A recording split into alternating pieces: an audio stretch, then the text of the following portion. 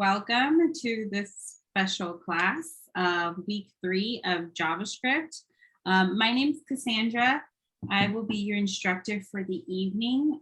Today we're going to be talking about arrays and functions, and it's my understanding that y'all have been through week 1 and week 2, correct? Okay, yep. Perfect. Are y'all in a cohort together, or are y'all kind of just random? Okay, nope. I wasn't sure who was in what. So let's just go around the room real quickly and just introduce ourselves. I want this to be a comfortable space where y'all feel comfortable asking questions. I'm really informal with my teaching, so I will just go through a coding example talking about different topics. If you feel that I'm going too fast, or you need me to review something, or you just have a question in general, just feel free to unmute yourself and speak freely. So we'll just kick it off here for those who want to volunteer and going first and introducing themselves. Just say your name, a little bit about yourself, whatever you like to share. Who'd like to start us off? I can definitely start us off. My name's Roman. I'm in the week 5 of the front end technology so far. And I live in Albuquerque, New Mexico. I'm currently a graphic designer. And yeah. Oh, very cool. Well, welcome.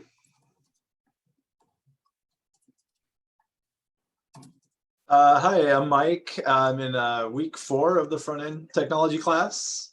And live in Nebraska and coming off of a 25-year career in IT and just trying to pivot into a developer role.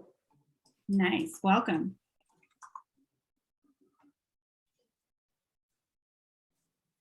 Hello, I'm Linda.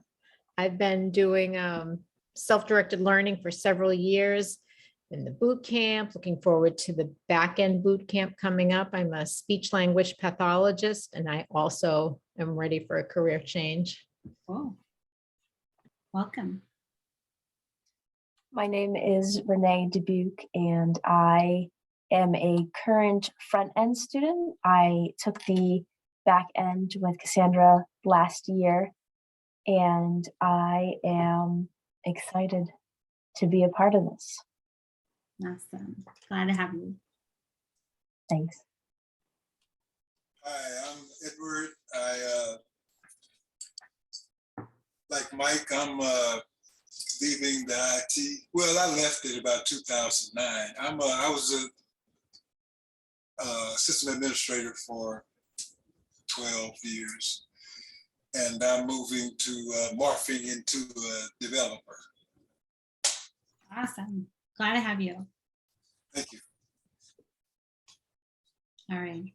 I don't know if you can hear us. I think there was an issue. Oh, okay, there she is. Hi, sorry, can you guys hear me? Yes, yes. Okay, sorry, I don't know. We've been having internet issues lately, so I'm trying to hotspot off of my cell phone.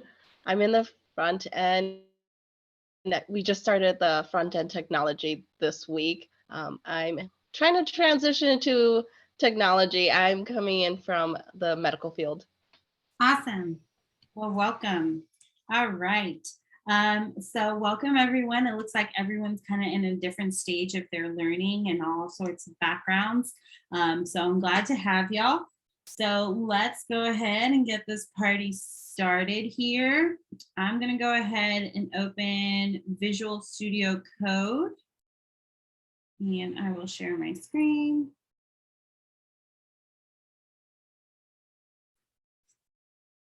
Okay.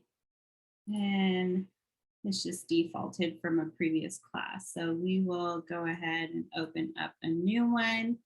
So I'm just going to create a new project. So I'm just going to go to File, Open.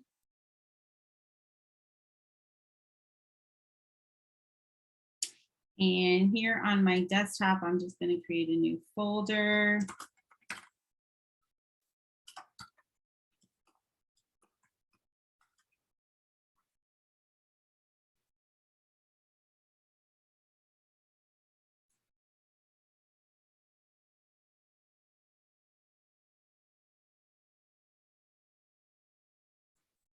And we'll maximize this. To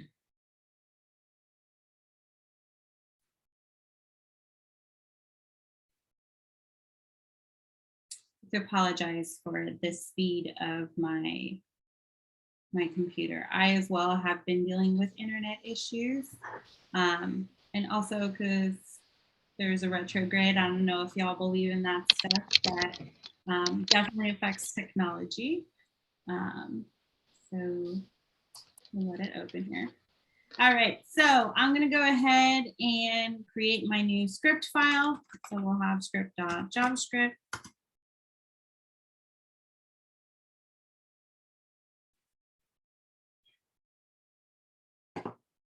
All right, so we're gonna start off talking about arrays here. Can anyone tell me what an array is? It's a collection of elements. It's a collection of elements, right? So why would I have a collection of elements? Why would that be useful to me?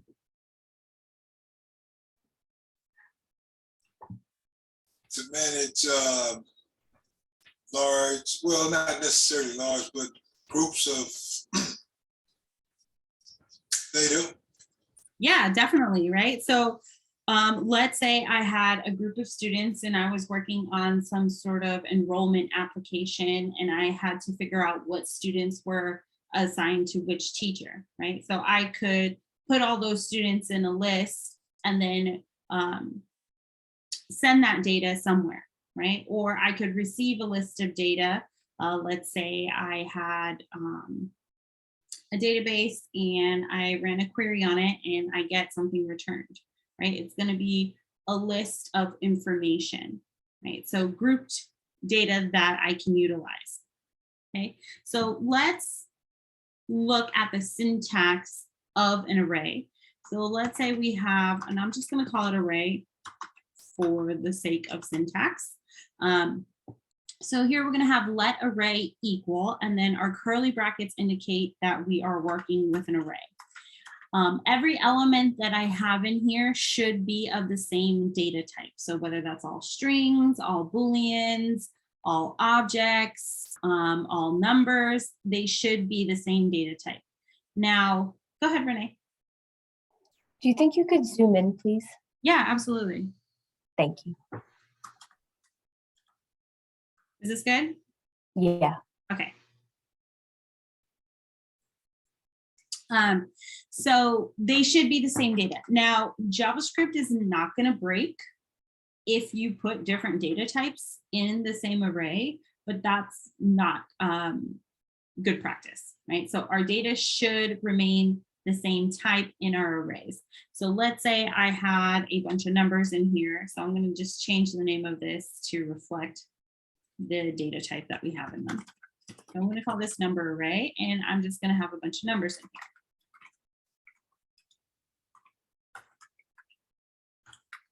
here. Okay, so here I have, and it's not curly brackets, that is Java. So sorry, y'all.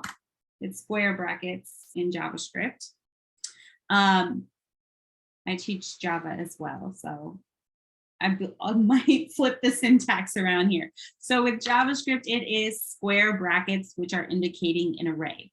So here I have an array of number elements, and we can see that they are divided by a comma, okay? Now, with an arrays, they are ordered. They are considered ordered lists, meaning that there is an index that correlates to a specific value, right? So like, let's say I had a list, a grocery item list, and I asked you, what's the third item of the list? I can count down to 3 and see what item is connected to that third line, right? So that would be our index. It's keeping track of where the element is in our array. With computers, we start with 0.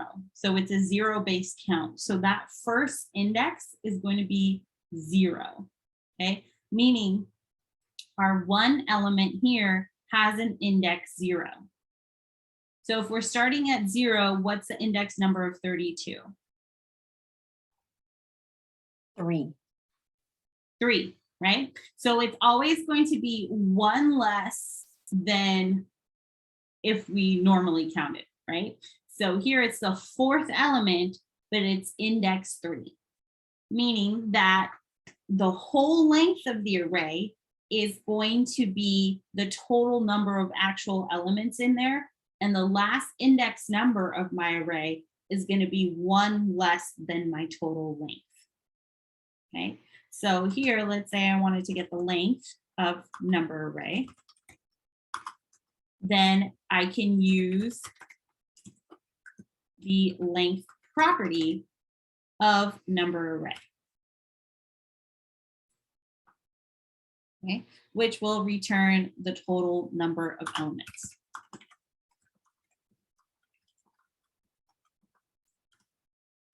And when we're done with this, I will send this code in the Slack channel that was made for this class. Have y'all been added to that Slack channel? Yes, okay, cool. Yes. Awesome. So I'll send all the code that we write here in that once we're done, so you can have that for your reference. All right, so I'm going to take a pause here and see if anyone has any questions.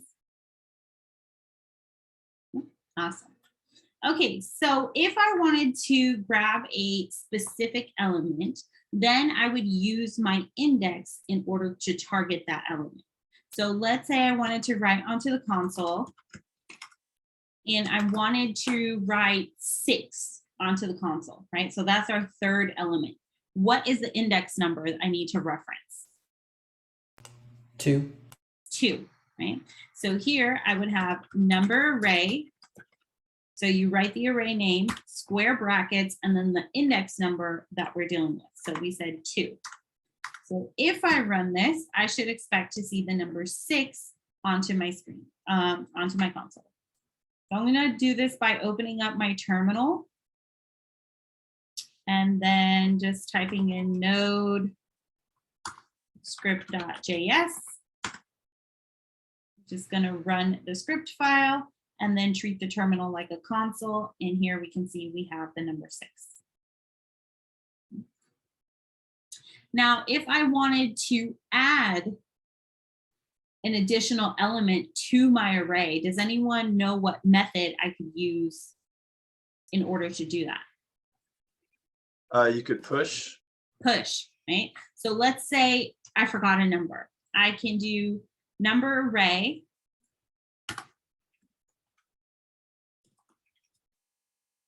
dot push, and then the element that I want to add to the list. Okay, so let's say I wanted to add, 108. What this is going to do, it's going to push this element to the end of my list. Okay, so it's going to add 108 to the end of my list. And if I wanted to see, to make sure it added it properly, I can go ahead and run my ConsoleLog.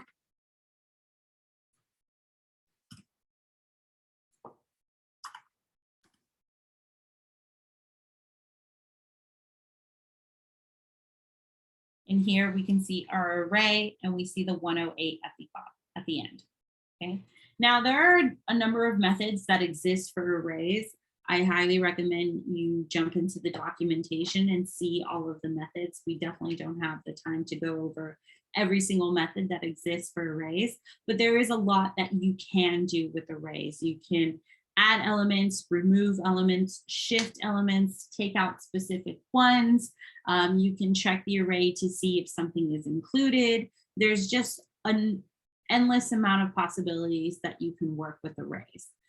Now, as far as the use of arrays in programs, the main use that we have for them is utilizing loops, right? So whenever I have a list, I naturally have to go through every item on the list for whatever reason, whether that's checking students to see that they're enrolled in the correct program, whether that's just checking the data, whether if it's just spitting the information back out, I have to go through each element in the array. So the most common thing to do with arrays is utilize a loop with them, okay? Now, if I wanted to display every element in my array on the console, I could utilize a loop. What kind of loop could I use? A for loop. A for loop, okay? So here I have a for loop, and there's different ways that we can write a for loop, right? So we can have a traditional for loop where we're setting up the index and we're setting the limit and we're iterating through the index, or we can use a for of loop, which is essentially going through every element on its own, right? It instinctively knows to go through each element into the array. Okay, we're going to start off with just writing a traditional for loop just to make sure that everyone understands that. And then I'll show you how to write a for of loop. Okay, unless y'all already know how to do both, you don't need a review. A refresher would be nice, please. Okay, perfect. Okay, so here in our traditional for loop, I have 3 segments. Okay, I personally like to call it my starting point is going to be my first segment. The middle segment is, I call it my stopping point. And this third segment is what I want to happen to my index after every iteration. Okay, so the first segment, what I call my starting point, is where we are creating an index for our loop. Now that index can represent how many times we're going to do the loop, or it could represent the index of the loop that corresponds with the array. It just depends on what you're writing your loop for. In this situation, since we're looping through an array, I need to create an index that's going to represent the index of my array. So I'm going to create a variable I, and I'm going to set it equal to 0 because array indexes start at 0. Okay, so that's my starting point. I want to look at the first element. Then my stopping point is, when do I stop going through the array? What piece of information is going to tell me, hey, we're done? Does anyone know what I could put here? Could we do numbers array dot length? Yeah, so once I've hit my length, I know I'm at the end of my array. So I'm going to compare I to my length. Okay, so as long as I is less than my length, then I know that I am within the bounds of my array. As soon as I is equal to the length of my array, I'm outside of the array, because remember, the last index number is 1 less than the length. Then my third segment is going to be, okay, what happens after every iteration to my index? Since I want to look at every single element, I'm going to have to do what to I? Plus plus. I plus plus, okay? And this is called a post increment, okay? Does anyone remember what a post increment is? It runs through the for loop and it only adds 1 to the value after it finishes. Correct, right? So a post increment means I'm going to use my current value of I, and once I'm done using the current value, then I'm going to iterate it by 1. I'm going to add 1 to it, okay? So here, after my iteration of my loop, then I'm going to increment I. Okay, so here I have my curly brackets, and this is where I am writing the actions that I want to repeat over and over and over again. Right? So what is the action that I want to repeat if I'm just showing all the values onto the console?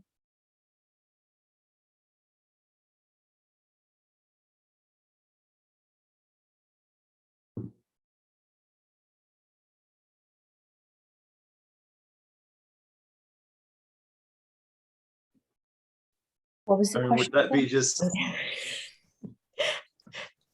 I heard like 3 voices. We were all going to say the same thing. Would you say that again? Would you ask that question again? Yes, okay, yes.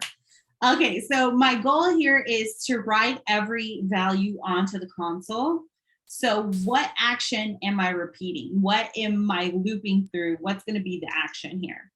As I'm Would it be I plus? yeah, you're gonna do the number array and then the I in the brackets to show each index. Right, so Console log each of them. yes, exactly. So I'm going to console. Okay, there it goes. Console log each element, right? And as I'm going through the loop, I'm picking up each element. So I'm going to go to number array at index I, because that's where I currently am in my loop.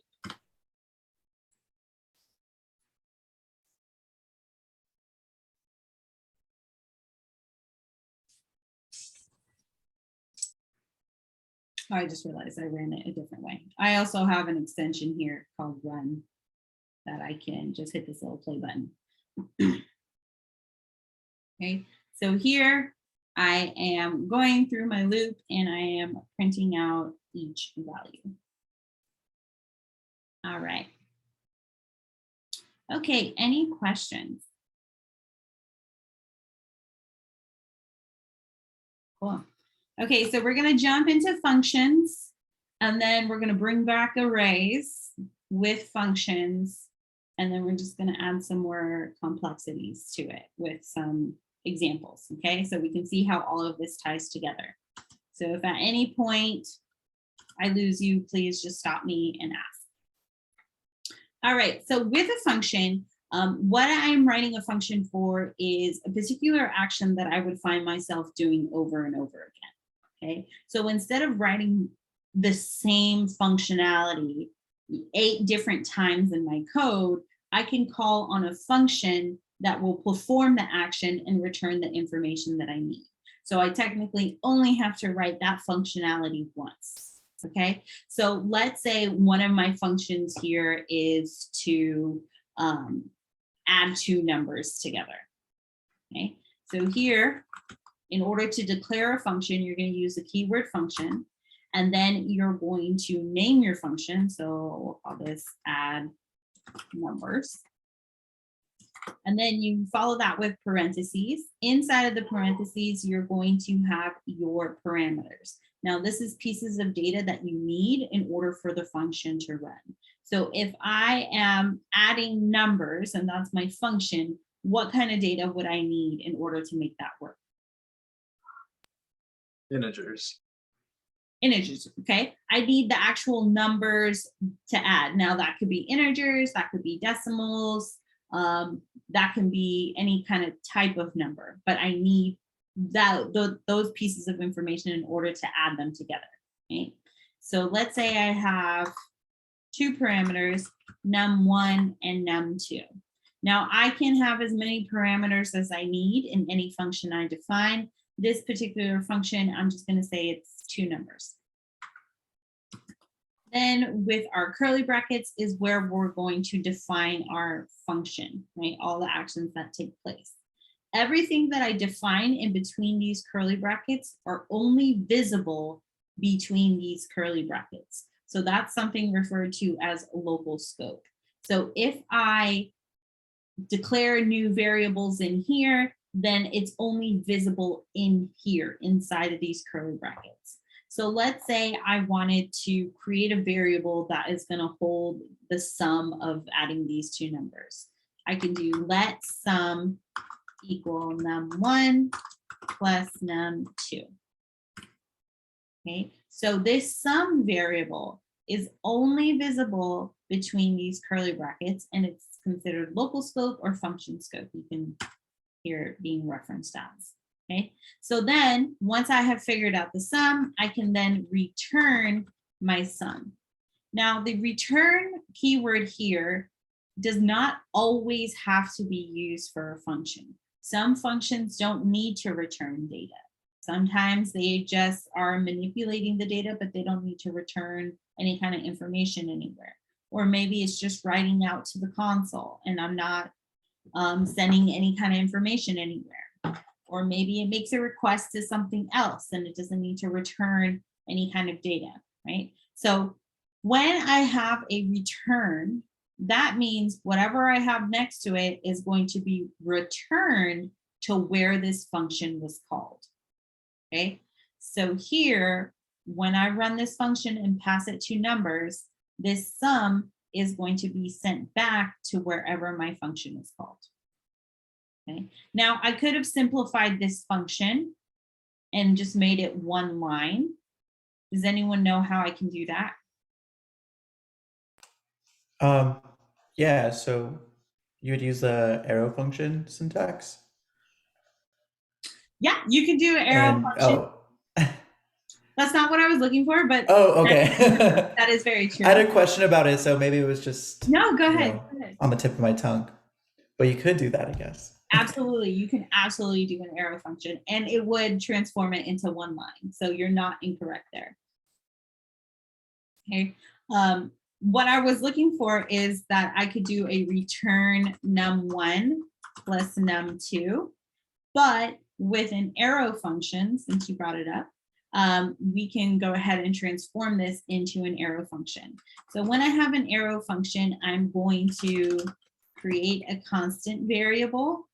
So const, and then the name of the function. So let's say we call this add to, not new, to. Okay, and we have the equal sign, and then we have the parentheses, which is what our parameters would be. So let's say num1, num2. Then we have what's called the fat arrow, which is equivalent to our curly brackets. And then with an arrow function, it's an implicit return. So it's automatically going to return whatever you put after this arrow. So you don't need the return statement, but then I could do like num1 plus num2. Okay, and obviously we can see here that this is a shorthand way of creating functions. It's actually the most common way that you're going to see it as you're looking at code out there. You're going to see arrow functions the most. Okay, so with that being said, Roman, you said that you had a question about arrow functions. Yeah, so I was just wondering, in comparison to just like regular functions, I'll call them, in what sort of instances would it be better to use like the pre-ES6 function? Or is it better, or is it just kind of developer's preference? Yeah, it's pretty much preference. I mean, you're going to see arrow functions most commonly because, as you can see, it saves a lot of writing, and it compiles faster, and overall it, you know, it just saves space there. There's not any benefit to using the older version versus the newer version. I mean, the older version over the newer version. It is developers' preference. Like, you're going to see developers out there that still have this kind of old way of writing it, like especially if you're reading through documentation. So it's good to understand both ways, especially as you're going through documentation, but you're going to see this much more commonly, especially when you are working with other frameworks like React. React uses arrow functions very heavily. So I would say get into the practice of writing it like this over the old school way. I like to show the old school way because I think it's clearer to see what's kind of going on there, and then, you know, translating that into an arrow function. Especially, I agree 100% with that. It definitely makes it easier to like understand it.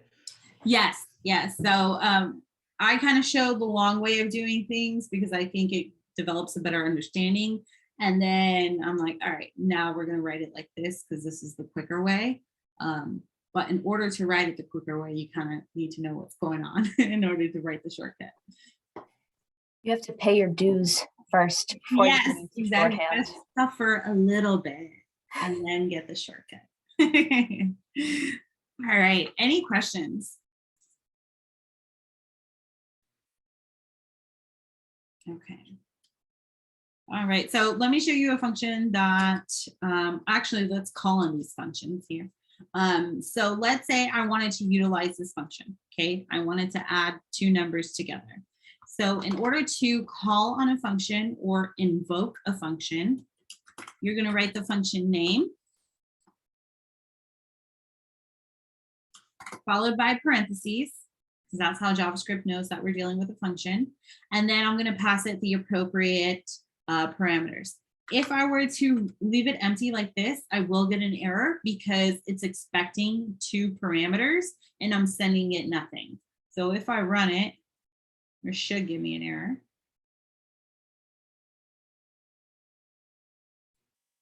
Okay, it didn't give me an error. Let's try this one.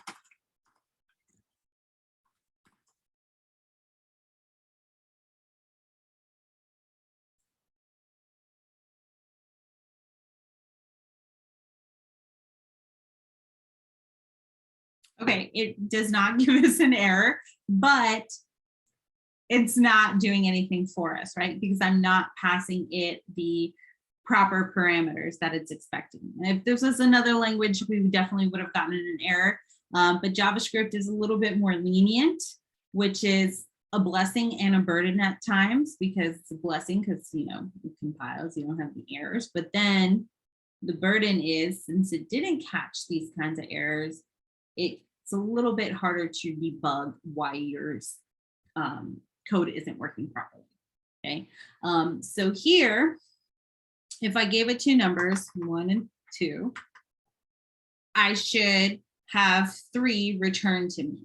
Now, if I run this, this is not going to produce any kind of output onto our screen anywhere, because what's happening here is it's returning my sum to where this function is called. So here, add numbers is going to eventually be replaced by the value of 3. So it's like I'm writing 3 semicolon.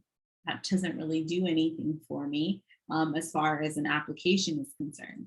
Now, if I wanted to check this out onto my console, I can wrap this inside of a ConsoleLog to make sure that it's working properly, right? So we utilize ConsoleLog for debugging purposes and making sure that everything is working as expected. Okay, it's not anything that we utilize for actual interaction with a client. Okay, so here we can see we have 3 returned. Okay, so our function is working properly. Go Can ahead. you run that with no parameters? Yeah.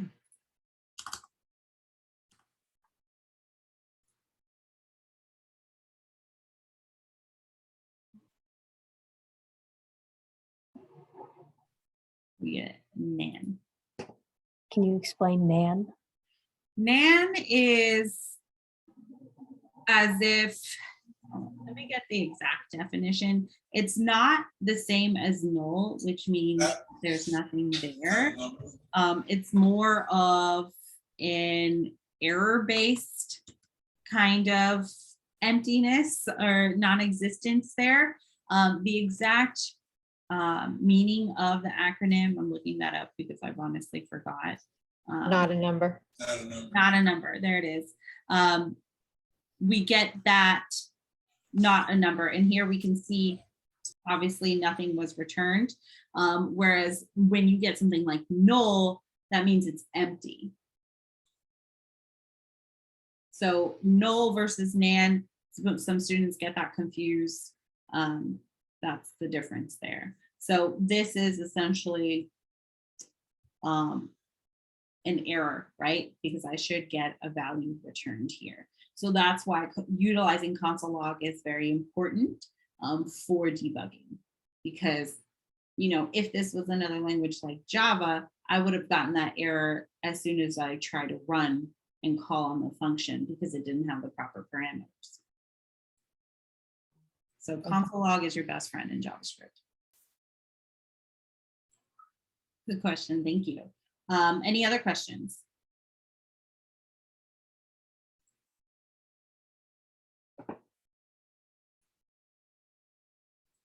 All right, so here, now that we know about functions and we know about arrays, there are specific functions that are very commonly used and special for arrays, okay? So one of those functions is called the map function. Does anyone know what the map function does?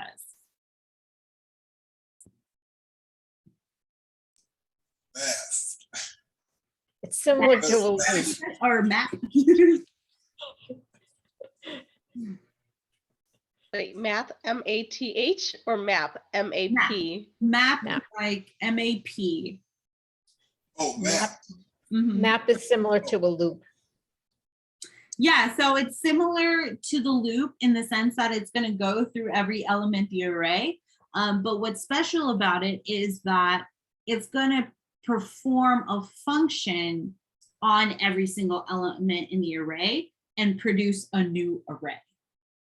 Okay, so let's say I wanted to like get the double of all of my elements in my number array.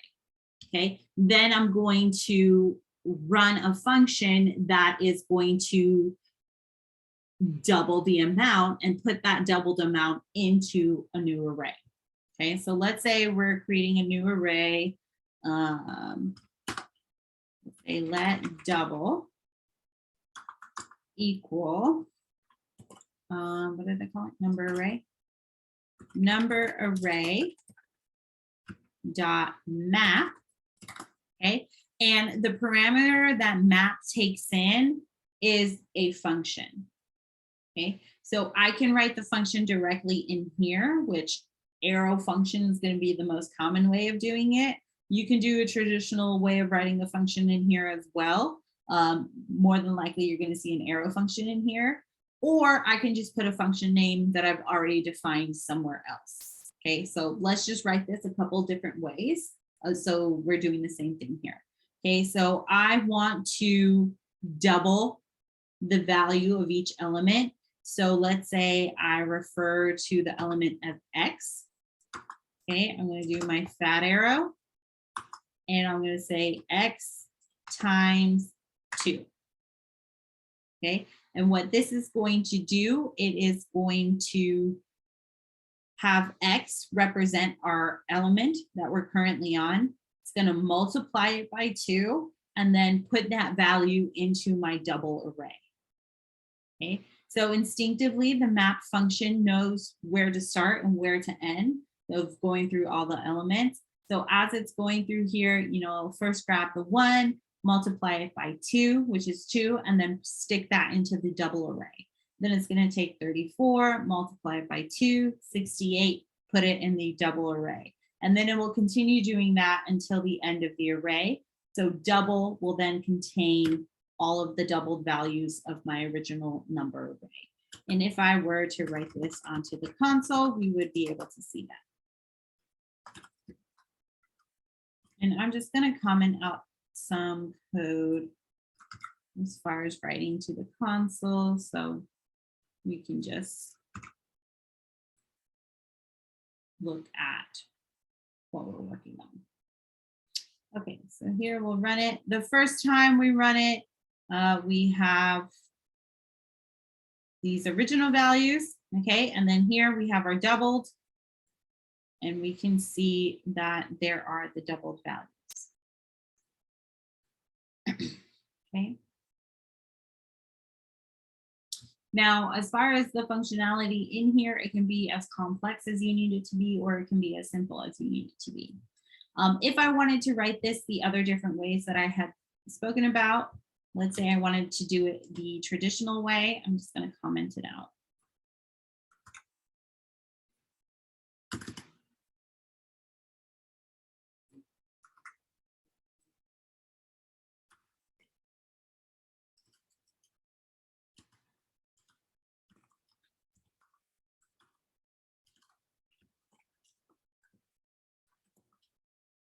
So if I did the old school way of writing a function, then I would have my function and let's call it X. And then I would have return X times 2. Okay, so that would be the old school way of doing it. Or if I had the function already defined, let's say I had a function here that's double number, given a number, I'm going to return the number times 2. Okay, then a different way that I could have written this is let double number array dot map. The function is called double number, and I am passing in X.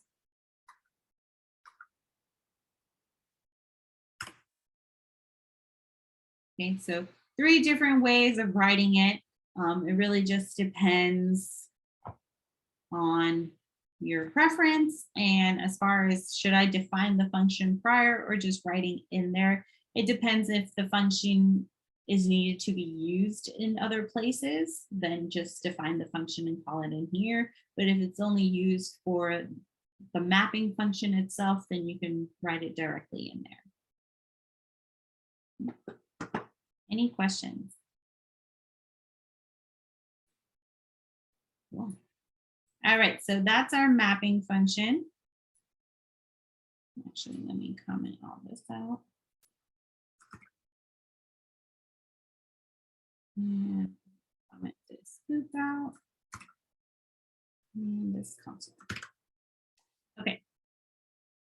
So now I'm going to go ahead and talk about the reducing function. Does anyone know what that does?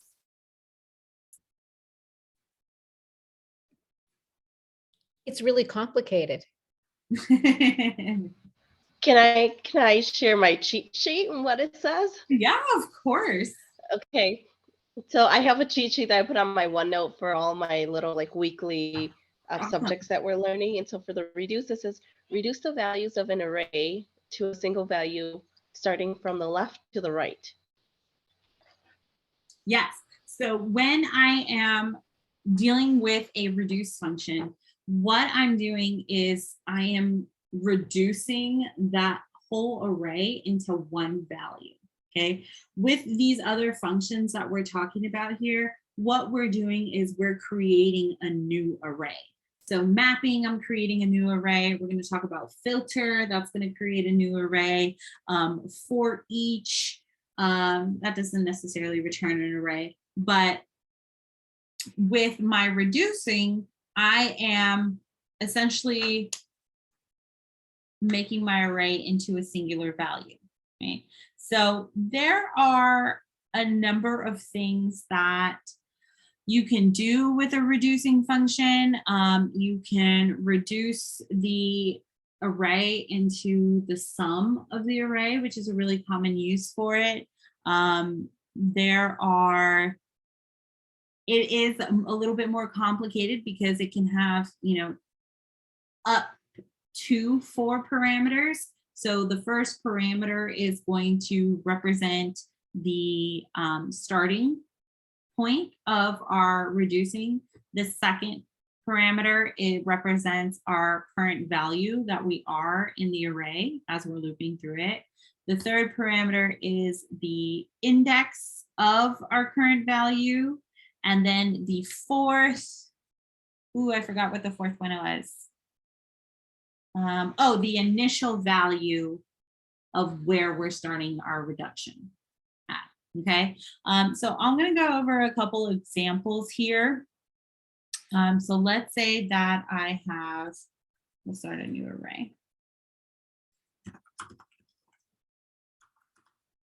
Okay, and I have some numbers.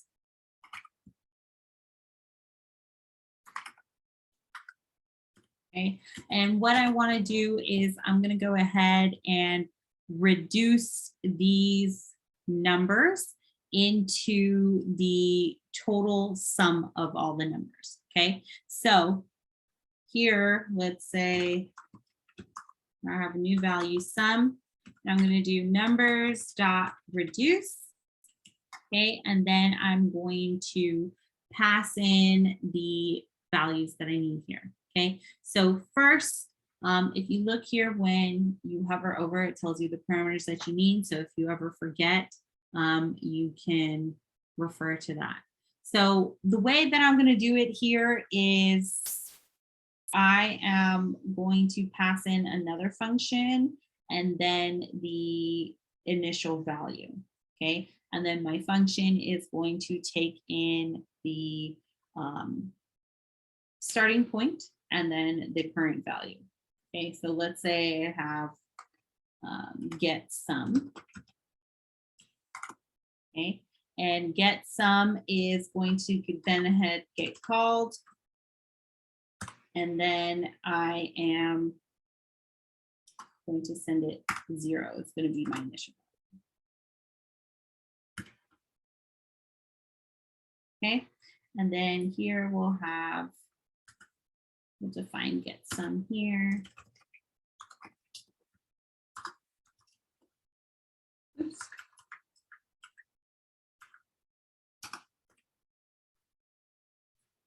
Okay, which is going to take total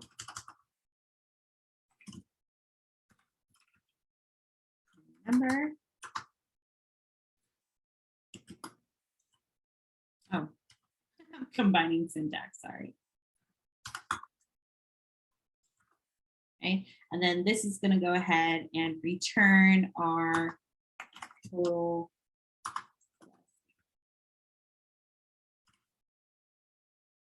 Okay, so then what happens here is that my numbers array is going to go through every element and run this GetSum function. Okay, GetSum then takes in the total and num parameter. So here, this is going to be essentially the previous value of the array and then the current value of the array.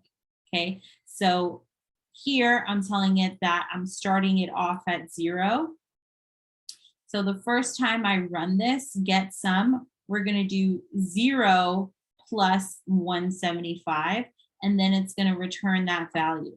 Then we run it again for the next value, 50, and it would be 175 is my total, and then 50 is my current value. Okay, then it returns that value, and then I have 225, and then 25 as my current value. Okay, so that's how that's running there. Okay, does everyone see that, or are there any questions? Yeah, just to make sure I understand. It starts with 0, you said.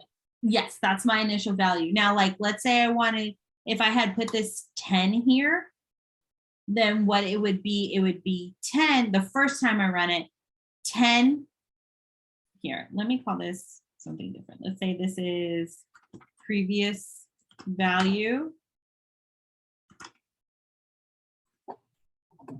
And we'll call this current value.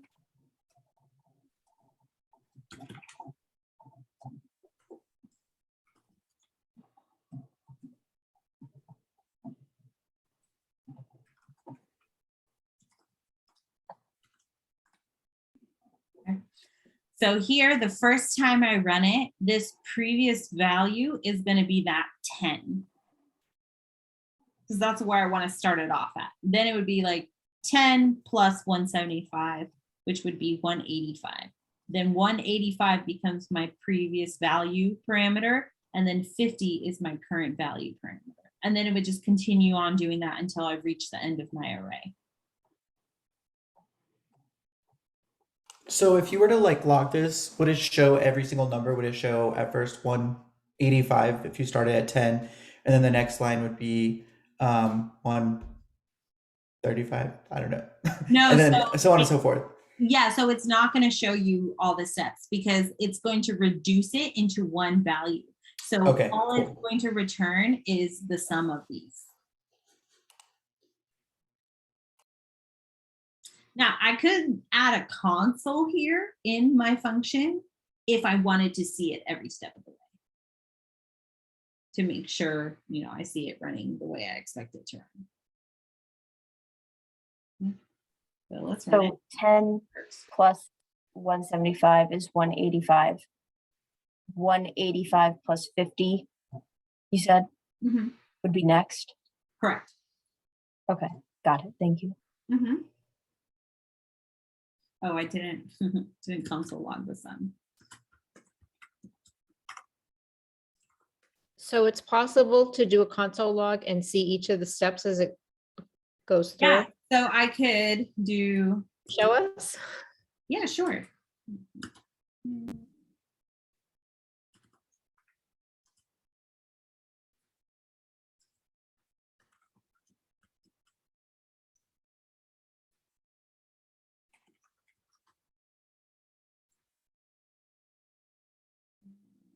ConsoleLog.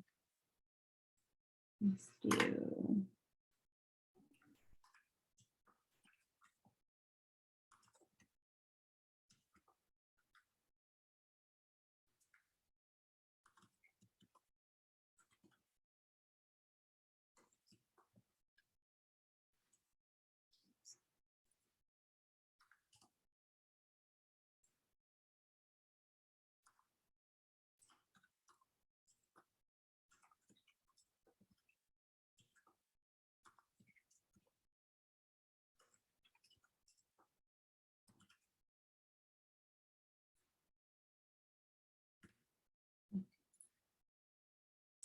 All right, let's.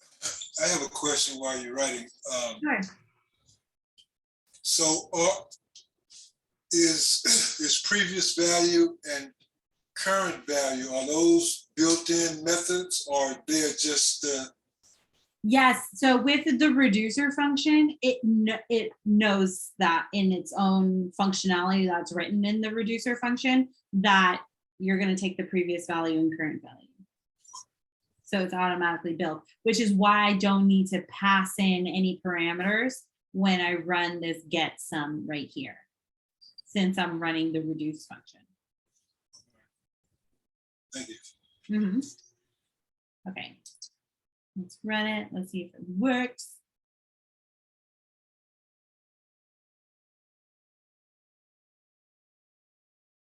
Okay, so here we can see previous value. The first time it's ran is 0. Current is 175. 175, then 50. We add that to 25. Then we get the 25, and then we have our overall sum, 250.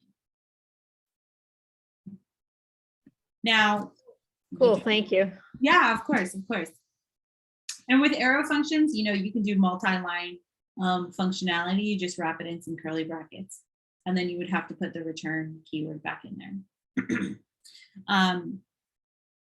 So with reduce functions, you don't always have to sum. You know, you could do multiplication, you could minus, so whatever you need it to do.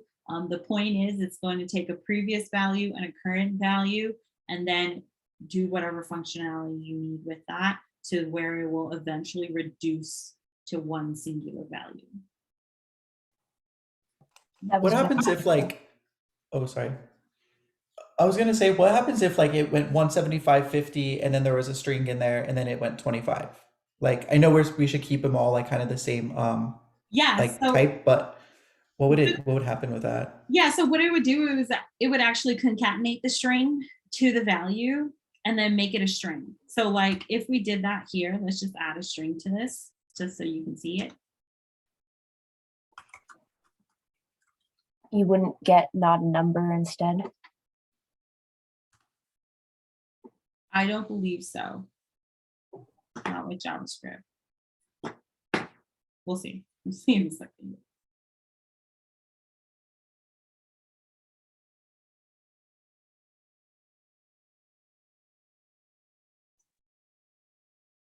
Yeah, it just concatenates the string to the value.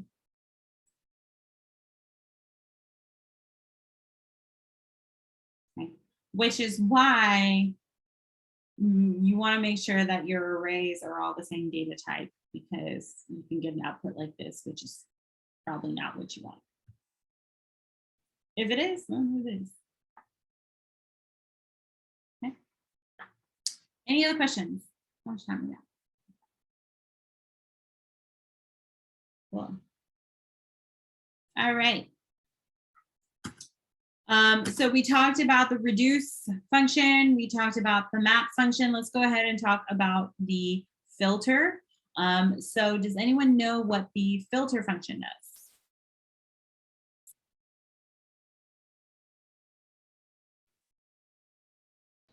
If no one knows, I'll read my little cheat sheet again. We love the cheat sheet. So according to my cheat sheet, it says the filter function filter method creates a new array with all elements that pass the test in a testing function. Right. Okay. So a filter function, what it's going to do, it's going to be ran against an array, right? And then what we're passing it is another function. So all of this is referred to callback functions, which if you are in the front end, either you ran into callbacks already or you're going to learn about callbacks. But essentially what it is a function that calls on another function. Okay. So here, well, the function is the parameter of the function, I should say more specifically. So here, our filter, we're going to take each value and we're going to send it to a function. That function has to return a Boolean value, meaning it has to return true or false. So we're essentially taking that value and running it against a test. And it's going to tell me, did it pass the test or did it not pass the test? If it did pass the test, then it's going to add that value to the new filtered array. So just like our map function, our filter function is going to return an array. Okay, So like, for example, like we could use the numbers array and then we could filter it to take out the string and then return it to an array of just numbers. So that way we don't have to worry about the weird concatenation. Absolutely. Oh, cool. Okay. Yeah, you can run it and then the function would just check the data type and then it would tell me, you know, does it pass the data type of number or if it doesn't. So that's a really good way of validating your data that's given or filtering out the junk and just getting the values that you need. Good question. Good thought. I like the way you think. All right. So here, let's go ahead and let's say,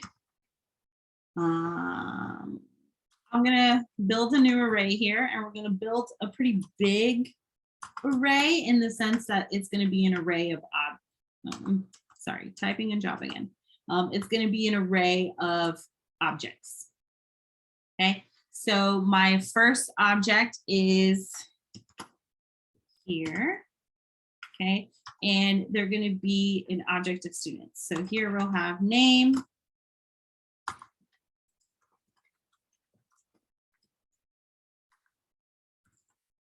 Let's say we have ID. Let's say we have program.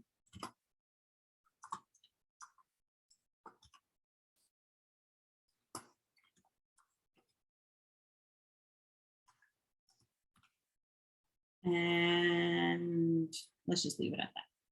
Okay, so there I have one object and I'm just gonna make, let's just make 3 of these.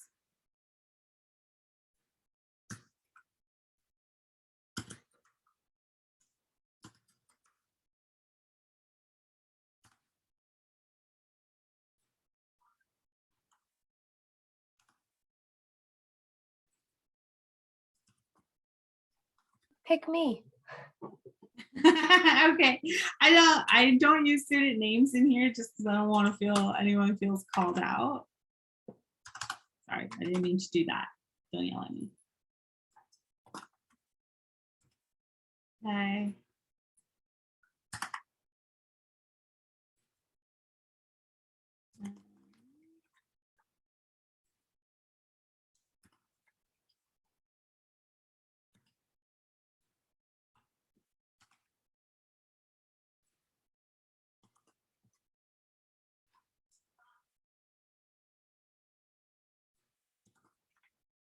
Okay.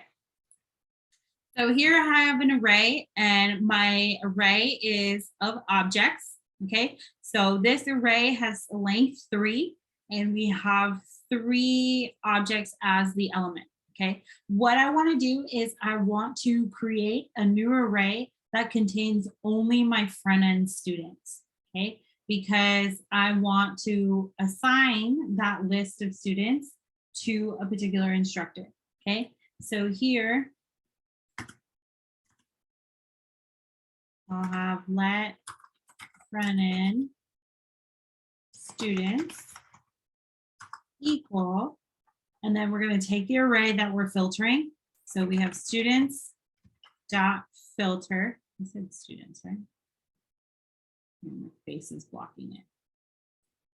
Okay, dot filter. And then filter takes in a function. Okay, so here I want to, let's see, how do I want to do this? We can write it directly in here. No, I'll write it outside of here actually. Okay, so here I'm going to go ahead and actually we'll write it in here, do it different. So here I will call it a student is going to be the parameter I'm naming it. And then I need to check if the student program is equal to front end, right? Because I need to check to see what program they're enrolled in. So what I put after my arrow function has to equate to a Boolean value. So I need some sort of expression here, some conditional expression. So if I am checking for the program of each student, I can utilize something called, I can have my, y'all froze for a second. Did I cut off at any point? A little Yeah, a bit. little. You froze for a little bit, but I thought maybe it was just me since I'm having technical issues tonight. Where did it cut me off? Right as you were about to say ternary, I think is what you were going to say. Oh, here after the arrow function. Yeah, so Yeah. what I need here is some sort of expression that is going to return a Boolean value. Okay, since I'm checking the program, I can do something like student dot program. Okay, so I'm utilizing dot notation to access the value of the program for each student. And I want to check to see if it's equal to, okay, if that's true, then it's going to add that object to the front end students array.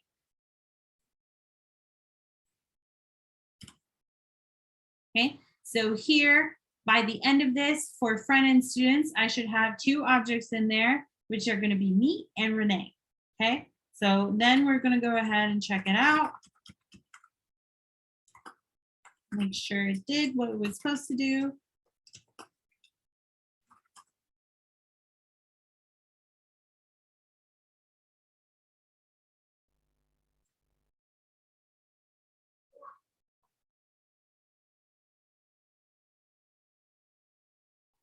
I am getting an error in my terminal. You're getting an error. What is Yeah. it? Unexpected token. It doesn't like, it's probably an issue with the bracket. Do you want to share your screen? I can take a look. Okay. Yeah.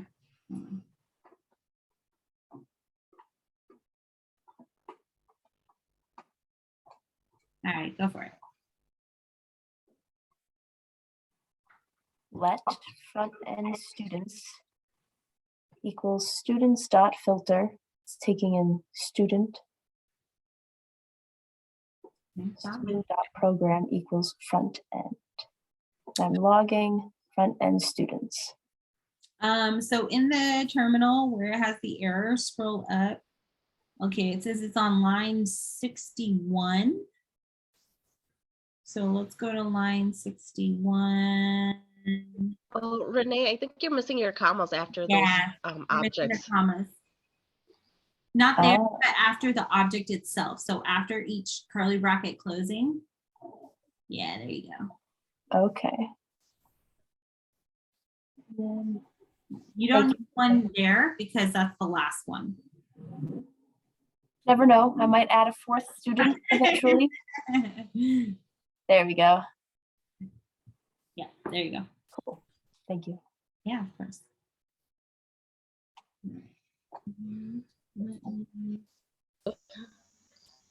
Great job, Renee. I can't try to code and follow along. I would get too distracted.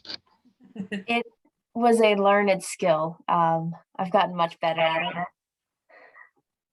Yes, it's something I recommend that you continue to practice on because writing it is where you really learn, because especially about syntax, because as you can see, like you can easily miss a curly bracket or a comma or a semicolon, and you have the ability to kind of just ask those questions live, especially when you run into an error, because you're going to run into errors no matter how many years of coding you have under your belt.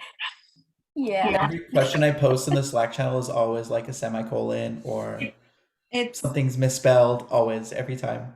Or I a bracket. Yeah, and like 95% of the issue usually is syntax. So I always tell my students, check your syntax first. Whenever you run into an error, check the syntax. Okay, if the syntax looks okay, check your spelling. Maybe you spelled something wrong. Maybe you named a variable with a capital letter and now you're using a lowercase letter. And then if that is still not the issue, then that 5% chance, then there's probably something going on with your logic. But most of the time, it's going to be a syntax thing. I think for me, it's hard because I want to put in like comments in as we go. And so it's like when I'm trying to put in comments and then like the instructor or someone's going a lot faster. So if I watch videos, I always have to pause the video so I could do my little comments. So it makes it hard when we're in class to go through and try to do that.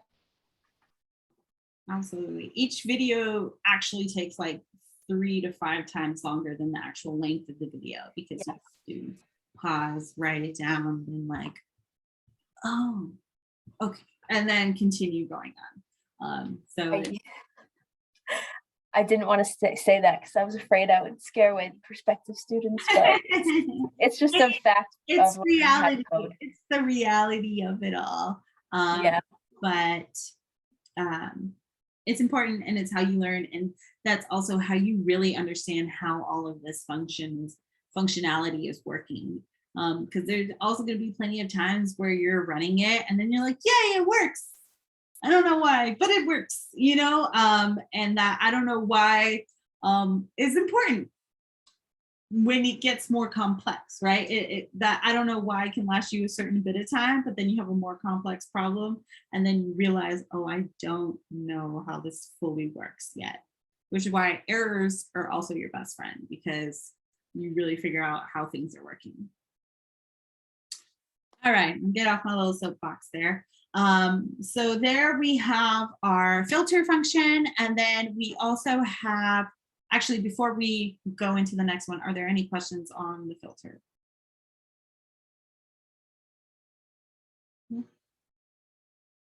No, but could you, I still struggle with like those fat arrow functions. Would you do another one with this current array that you have?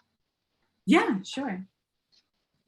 So let's say just like any kind of function using a fat arrow, or with the filter function? Yeah, any kind. Okay, sure. My computer wants to move. Okay. So let's say that, okay, I'm gonna actually add a different parameter here for all of them. And then the function that I'm going to create, what it's going to do, it's just going to assign the instructor to the student.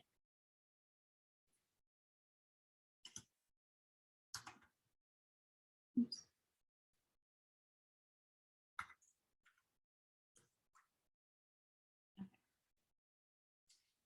All right, so now that I have filtered through my array and I've picked up all of my front-end students, I'm then going to assign the front-end instructor to these objects, okay? So I'm going to have an array that, not an array, a function that is going to take in an array and then assign the instructor. So here, I'm going to create the function, let's call it assign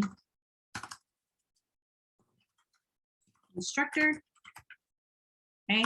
And then here, so this portion of the arrow function is basically just defining the name of our function. So we're saying assign instructor is the function name, and what I set it equal is the actual functionality.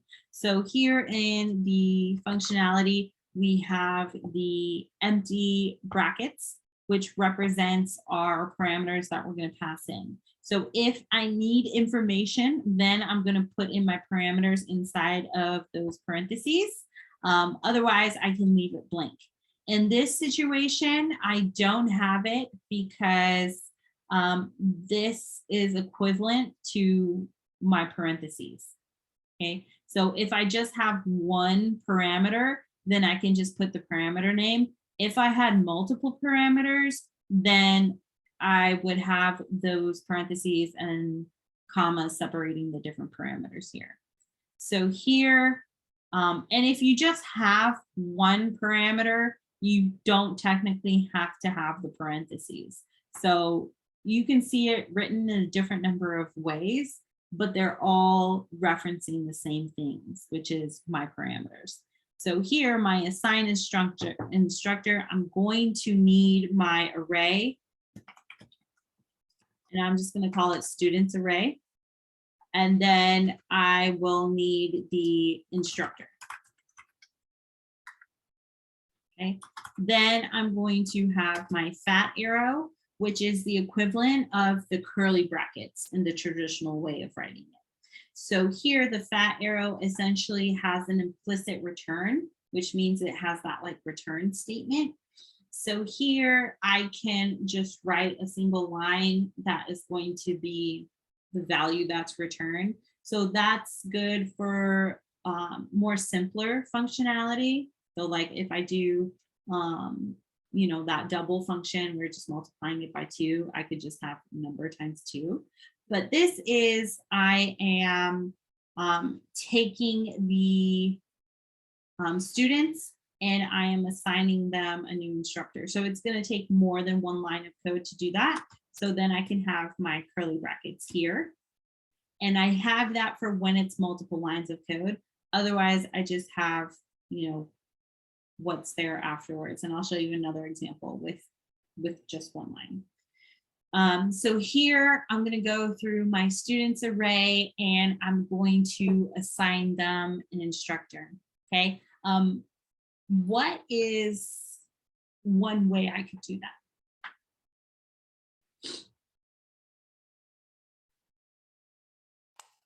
Could you use the push method? I was just about to say that. The push I heard the method. P. I heard you say the P. So what would I be pushing? The instructor's name. Okay, so the push method, what it's going to be doing, it's going to add an element to the array. I don't necessarily want to add my instructor as an element. Instead, I want to access the element, right, which are my student objects, and I want to access a property in that element and then set it to a new value.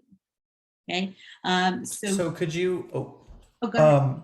So could you use dot notation and then wherever you put like the index, just put your name, for instance, or something, or whoever the teacher is? Yeah, exactly. Here I have the instructor passed in, so I'm just going to do it like that. Or if it could just be, you know, a particular name. So here what I want to do is I want to loop through my students array and then assign the instructor. Okay, so let's say I do a for of loop, just to show a different version of a for loop. Okay, so for of loop is set up to where I would have the of keyword, and what I put before the of keyword is going to represent the element. So I'll call it, say, student. So student of students array. Student is going to reference the element that I'm looking at, and I'm going to look at each student in the students array. So every element of the students array. Then I am going to access the instructor property by dot notation. So student dot instructor is going to equal the instructor that is given in the parameter.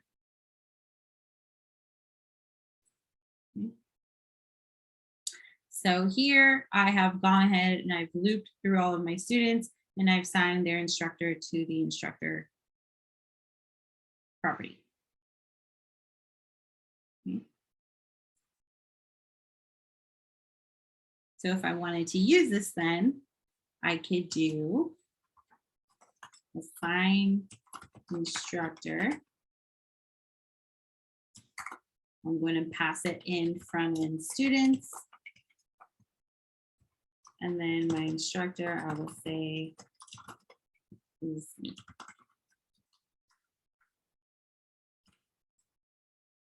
Okay, then just to make sure, you know, it works as we expect it to work, I'm going to console log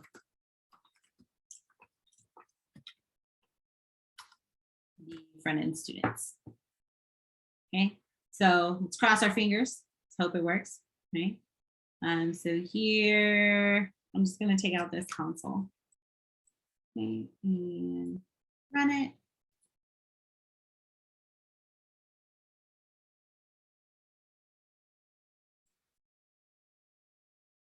Okay, so here we can see we have that array. We have our two student objects for the front end program, and we can see that the instructor has been assigned. Question. Mm-hmm. Could, would an if else have done something similar to that? If, as you go through the array, if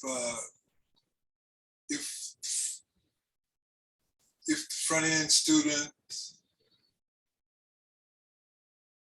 if the program equals front end, Mm-hmm.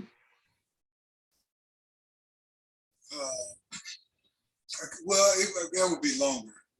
It would be longer, but you could absolutely do it, right? And it would take out the use of that filter method, right? So what it would do, but what that's doing is that it's changing the original array. With the filter method, I'm creating a brand new array and then changing that.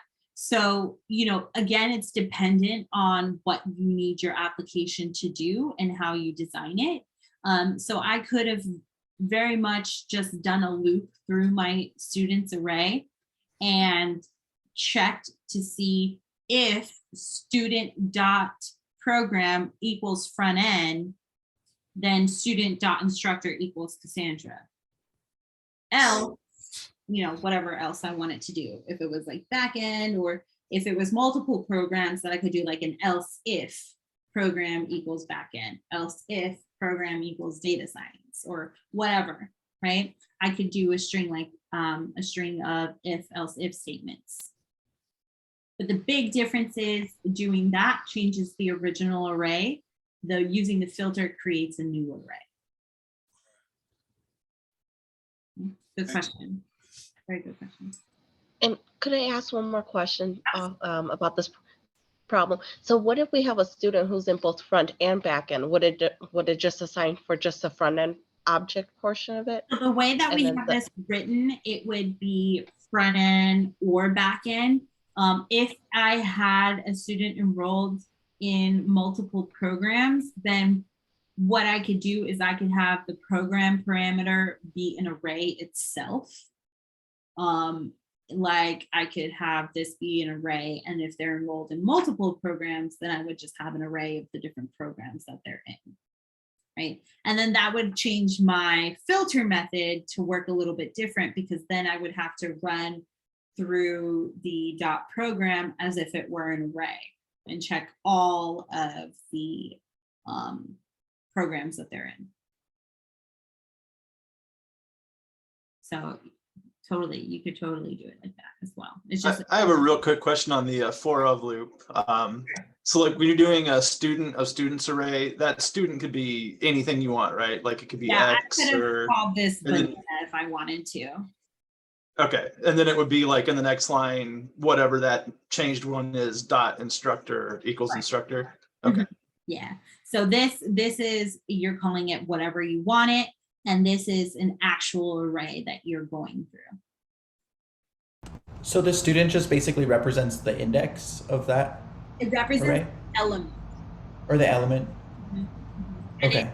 And the of automatically knows how to index through the array from beginning to end.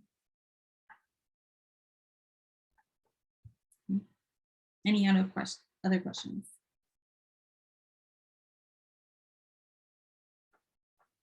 No, but thank you for going over that for me. Yeah. Do you need another example, or do you feel a little bit better about it? I feel a little bit better, and I think, like you mentioned, just practicing and writing it out and really understanding where each part plays into how the code works. Because I know that's just something I'm still trying to slowly overcome and get better at, is knowing which piece is which part of the code. Absolutely. But thank you. That takes a lot. That just takes practice. Coding is one of those things that you just got to keep going with it, and keep rolling with the punches that it throws at you.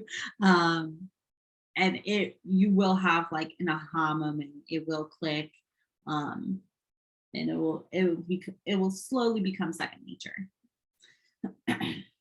Awesome. All right, so we have a few minutes here. I did want to point out that I could have made the instructor an object itself as well. So let's say that I had, let's do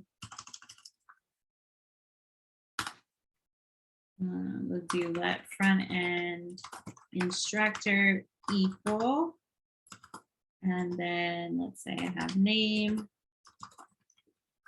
Oops, forgot my quotes.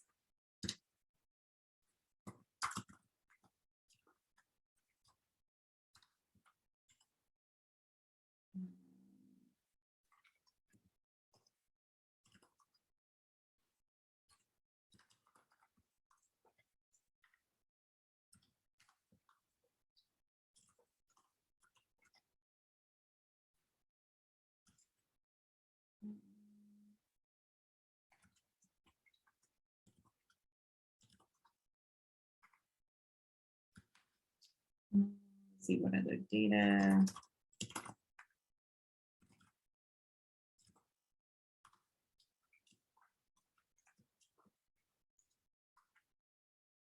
I could have a bunch of data in there, right? So here, my front-end instructor is going to be an object itself. And then when I am assigning my students, I can assign the actual object of front-end instructor. And then my dot instructor property value would be an object itself. So here, just to have more practice with objects. Oh, an error. Okay. Let's see. Front-end instructor is not defined.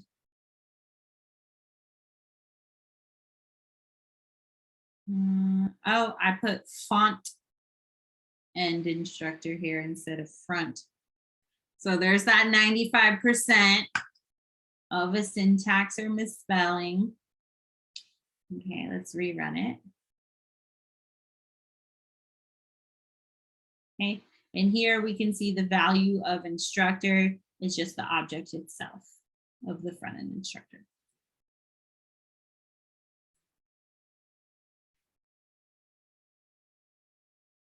All right, any other questions? And I wanted to show you that because objects are very important. JavaScript is not technically an object-oriented programming language, but it uses objects as a data type. So it does have object organization in its programming. Right? So objects are very important. It's a way of putting data together that has, multi-dimensional values associated with it. Awesome. Okay, well, we got 4 minutes left here, so I'm just going to go ahead and open up the floor to any questions, comments, anything. How do we feel about everything we learned here today? I feel much better about reduced. Thank Yay! That's good. Resources. Give us some extended outside of some resources you use to help yourself and to learn. So with learning, I went to UT Austin for electrical engineering, but I learned more about coding through a boot camp and being self-taught than I did in my 4 years at UT as far as coding is concerned. So my way of going about it, how I went about it is I enrolled in a boot camp, and as I was going through the courses and through the lessons, I would just Google the crap out of everything. And I really dove into documentation. So a really great resource for JavaScript documentation is the Mozilla documentation. It's called MDN Web Docs. So that's my go-to as far as like syntax and diving deeper into what the functions are doing, because it explains like what each parameter symbolizes, how it's used, what value is returned, and it gives you examples. So that's a really great resource, and I can drop the link for it. Here, let me drop one link here. Should I drop it here in the Zoom chat or the Slack channel? Probably the Slack channel. Right? That would be great. That way we can save it. Okay, I'm gonna drop it in the Slack channel right now. Once it moves over. That's a really great resource. W3 Schools is also a really great resource because they have documentation, but they also have this interactive like try it button where you can click that and play around with the code to see what the different outputs are. So that's a really great resource. And then as far as practice problems are concerned, there are a lot of websites that exist that just give you practice problems. So I can send over a few of those in the Slack channel. So I'll send over the two documentations and websites for practice problems. And if you're just starting off in general, there are websites like Free Code Camp that kind of gives you a jumping point. So I always recommend for students that are about to enroll into a program to go there to kind of just get into the groove of coding. So you kind of get a feel for how to write things, and it's also a great resource, and it has its own built-in community as well, so you can network. So those are my kind of favorites, go-tos as far as getting more practice and learning more about different functionalities. Thank you. Yeah, is that what you were looking for? Yeah, well, I was looking for, yes, I use those you mentioned. Okay. I was looking for more, I guess. But no, that's, and the other thing is sometimes it feels like it's too much. I'm doing for myself. It's using too many tools. I like Free Code Camp, Scrimba. I don't know if anybody knows about that one, but they have an interactive, like we could copy the code in Scrimba. You could copy it right off the screen and use it, change it, play with it. But Free Code Camp is good because of the actual doing things that you have to figure out the answers. So, right. But yes, thank you. Those are great. Awesome.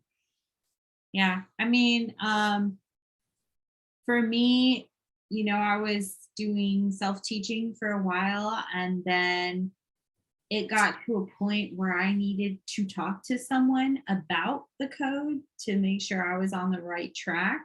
And that's when I decided to enroll into a boot camp for coding. And that really solidified it at everything from the self-teaching and the stuff in college. I was like, oh, that's what was going on in that class. So that really solidified things for me. And yeah, I those are kind of my best resources for that. And, you know, with developing, it's just a matter of continuing to code and practice, and you have an idea, try to build it out.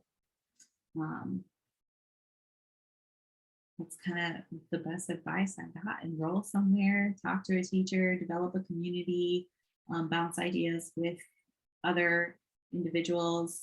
And if you have an idea, try to build it out, even if you're not really sure exactly where to start. Just start with the logic of it. Start designing the steps that you want to take in order to solve the problem. And then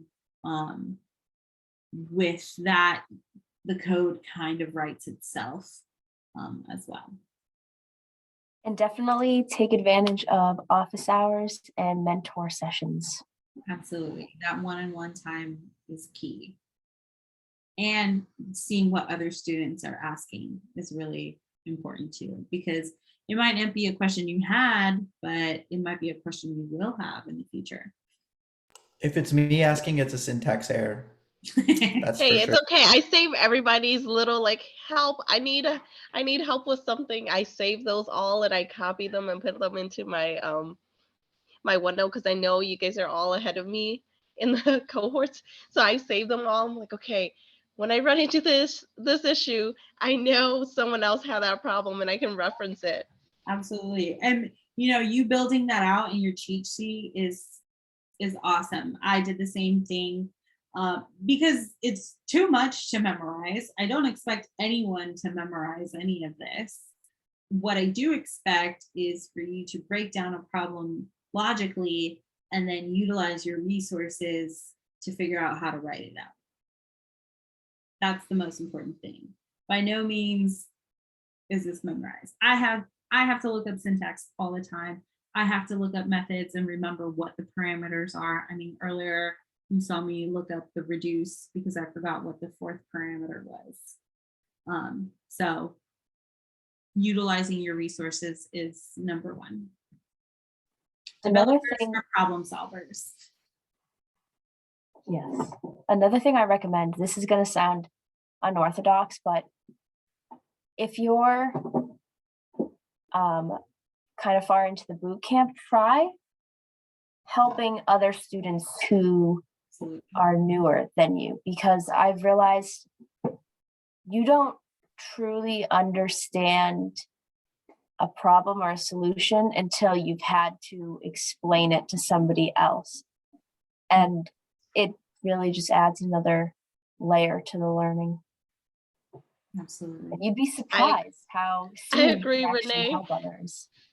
I actually had someone during our holiday break, reach out to me for help, and they were in the back end. And I felt so bad because I'm like, I don't know anything Java, but I could give you, like, I could tell you how to write the for loop, just the for I = 0.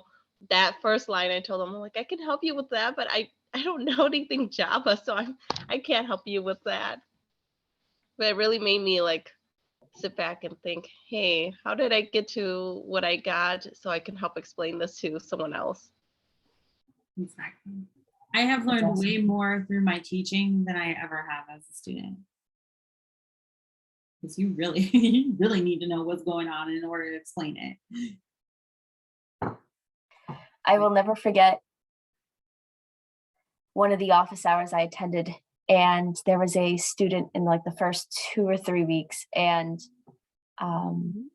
me and some of my peers, our instructor in the office hours, they just let us like guide the students instead of the instructor doing it. And I was amazed. I'm like, oh my gosh, we haven't even finished the boot camp, guys, and we're already helping other students. This is amazing. So you'd be really surprised how far you get in a short amount of time.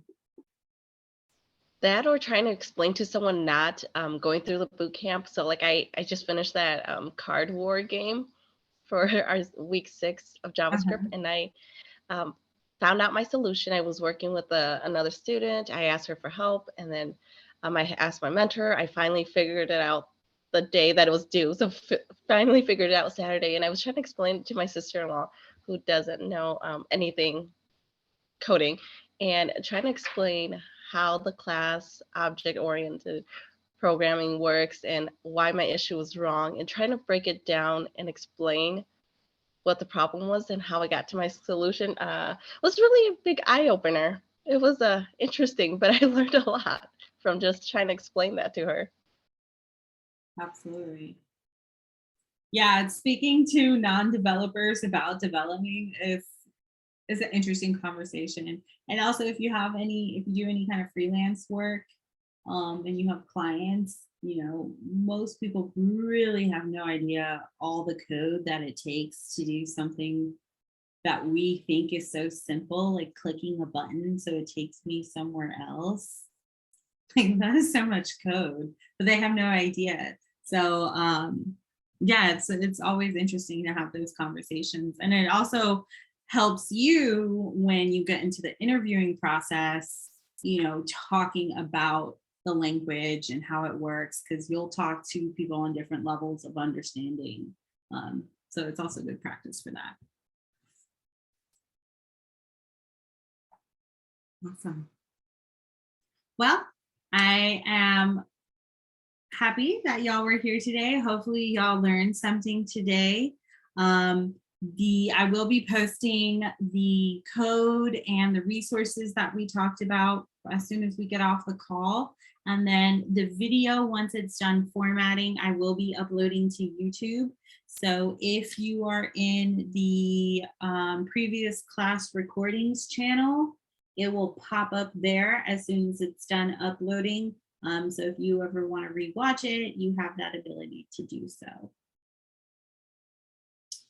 Awesome. All right. Well, that's all I have for y'all. That's all, folks. Yeah, enjoy the rest of your evening. Thanks for coming. I hope you learned something. And if you feel that you want to keep a communication line open with me, I am on Slack, so you can shoot me a message. I love talking to students. So yeah. Thanks so much. Yeah. Thank you.